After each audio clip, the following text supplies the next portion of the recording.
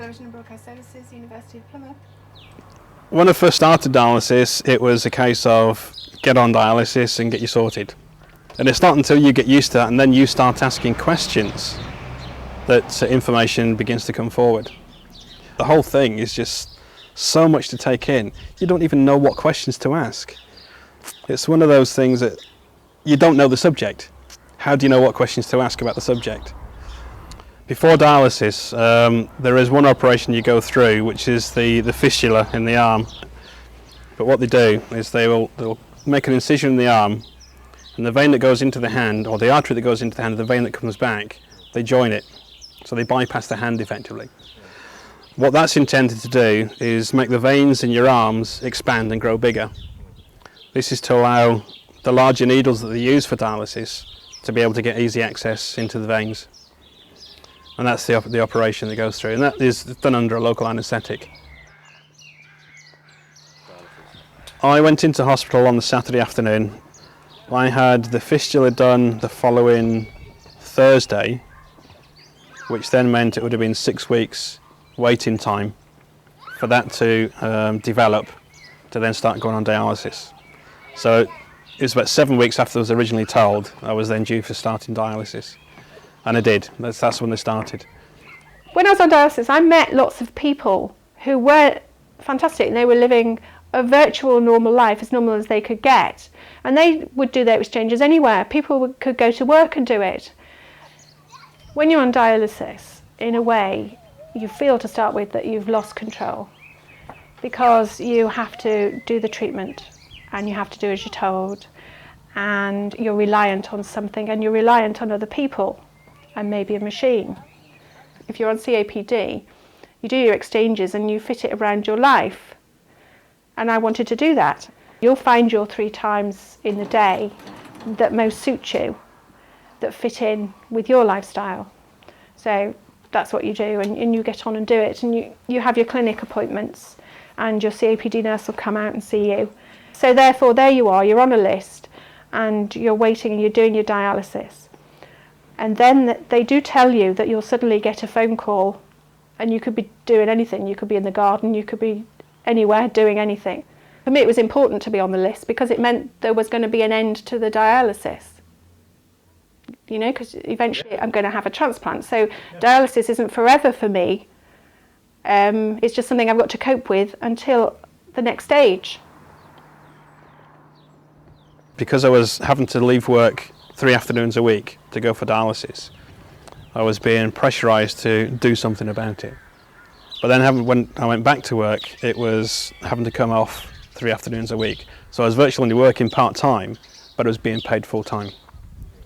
They didn't like that too much. So I was being pressured to do something about it. Not that I could do anything about it, but I was being pressured, and you felt under pressure all the time. We decided to sell up and move down to Devon. We'd been on holiday to Devon a few times. We liked the area. And my wife was going to go to work in the local college. As it happened, it didn't work out at the time, but we had planned to move. We did move down, and we were then out of work. I was out of work at that point. So the next stage was, what do I do now? Because I'm not going to get an easy job around when I've got to go off 3 times a week for dialysis. Originally we went to the job centre to look for income support or something, or job seeker allowance. And it's when we went into there, they said we could claim for incapacity benefit. We thought, well, yeah, I can still move, I can still do things, all right, I'm limited to using one arm. But when you get the forms, one of the items that was listed in the form as an example was haemodialysis. That then made me relax a lot more as far as trying to claim anything, because you know that the condition you've got is listed in their examples. So you know it's something that you are actually entitled to do. You're not just trying to claim for the sake of claiming. It's something you're entitled to do. I encourage and I want my patients to continue working if they can, because it's good for them. It gets them out of the house, it gives them a sense of purpose, it gives them a sense of belonging, it gives them a structure to their lives that's outside the kidney unit and the dialysis. I think dialysis should be for living, not living for dialysis. And I think it's important to support people wherever they can in their employment. I think it's important to remember that kidney failure isn't going to stop you living. I think it's important to go on doing the things you like doing, and to adapt those if necessary to the needs of your kidney failure, but to continue doing them and to enjoy them.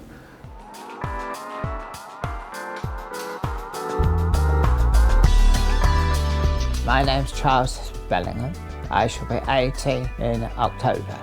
And I started this dialysis just under 4 years ago. Once I was trained to do it, which took 3 days at Hereford, then I'd been on by myself, and no problems whatsoever. The change is you're bound to do this every day. I'm on the same food as I was before I started. I don't drink so much, which you're not allowed to anyway. As regards to socialising, I just, if I'm going to be late at night, I just slip upstairs wherever I am and extract there. The only thing that it does make a difference to your lifestyle is time. You must think to yourself, no, I've got so long to be out there doing that, I must get back and I've never missed a time, never. It takes a good 3/4 of an hour, and I have to do it 3 times a day, early mornings, mid-morning, mid-afternoon, and extract in the evening. I can extract any time I like in the evening. Sometimes it's 9 o'clock, sometimes it's not till 12 o'clock. But as long as I extract, and that takes about 1/4 of an hour to extract.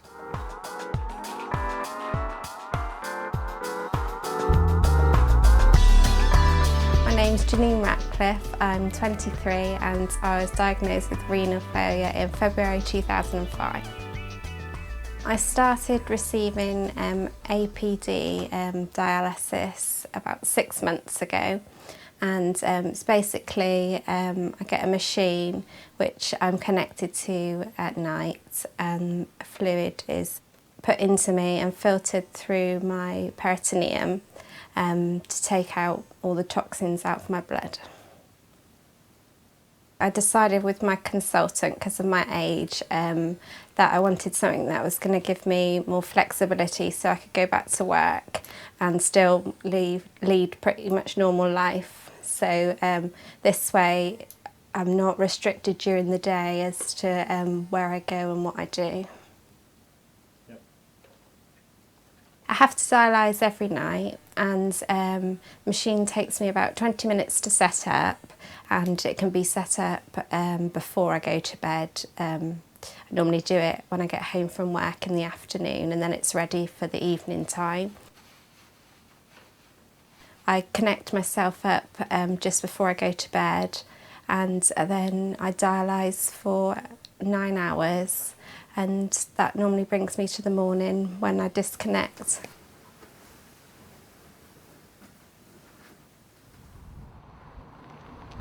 For me, I've been lucky because everything was gradual. I had the 5 years that turned to 7 before I went on dialysis, knowing I would. Then I had the 4 years on dialysis, and in the middle of that decided, okay, I'm on dialysis, but it looks like I'm going to have to learn to live with it longer than I thought, and just clicked into a gear and got on with it.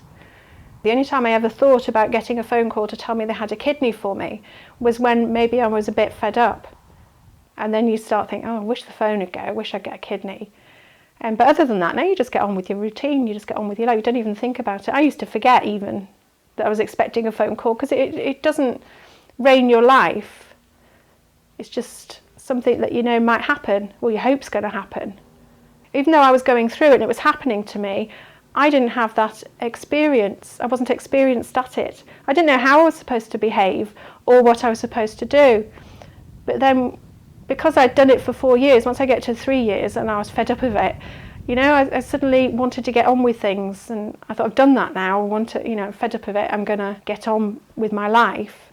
People may look at my experience and think, mine's nothing like that, because everybody's experience is different. Everyone's got different families, everyone's got a different level of capability when they're on dialysis, everyone's got a different level of stamina, everyone's got a different level of energy. And maybe some people will think, yes, I felt the way she felt, and maybe they'll think, no, I didn't feel anything like that at all. It's always good to have a support network, and I think one shouldn't conceal kidney failure from your friends or from your family. They can help you a lot, And most people are surprised by how much support and how much help they get from other people. And it's not bad or wrong to say I've fed up, or I need some help with this, or can you help me with that. It's actually a good thing, and people actually like to help most people like to help other people, and actually it benefits you and it benefits them as well. So I think it's important to seek support. People who do well with kidney failure are people who cope with it, who manage it, who seek help from their friends, from their nurses, from their doctors, from their GPs, from their families, from their network, from their job, from their employers, and making those people aware of your problems and having them understand how it affects you, but helping you with it usually means that they make much more of a success out of the treatment. And one of the main things that keeps you going after dialysis is the fact that you have a family. I've got a 4-year-old boy now. You've got to watch him grow up to be a man. It's that whole process. It would be the same with any family situation, not just dialysis. It's what keeps you going. It's having that family and friends around you. One of the main things that is noticeable when you're on dialysis, you don't look ill. People don't treat you as being ill because you haven't got a leg in plaster. You're walking around normally, so they don't see any outward signs that you're ill. The thing you've got to look at is if you weren't on dialysis, you wouldn't get any of it because you wouldn't be here. So dialysis is keeping you alive. It's keeping you alive to get the best out of what you can from your family and your social life. If it wasn't for dialysis, there wouldn't be any of it. I think what I said earlier about don't live for your dialysis, allow your dialysis to let you live is important. It's the emphasis on your own life and the things you want to achieve rather than living for the treatment. The treatment is there to help you, to allow you to live, to allow you to continue to live and to allow you to do the things you want to do, not the other way around. It's a big change in your life. From being able to do what you want, whenever you want, at any minute of the day, that changes, it stops. But you do realise that once you do go on dialysis, you will feel better. You don't realise how bad you are now, but it's not until you feel better that you realise how bad you've been. And that was the one thing I noticed more when starting dialysis. Once I started getting healthy through the blood being cleaned, it's a new lease of life. It freshens you up. You feel like you can do a lot more. I was playing with my lad in the garden. I could hardly take a couple of steps with him carrying him, and I was exhausted. Now I can walk for quite some distance with him on my shoulders, and he's getting bigger and bigger as he's getting older and older and getting heavier. So you can do it. You'll actually feel better, and you can carry on in a better lifestyle in some respects because you feel fitter.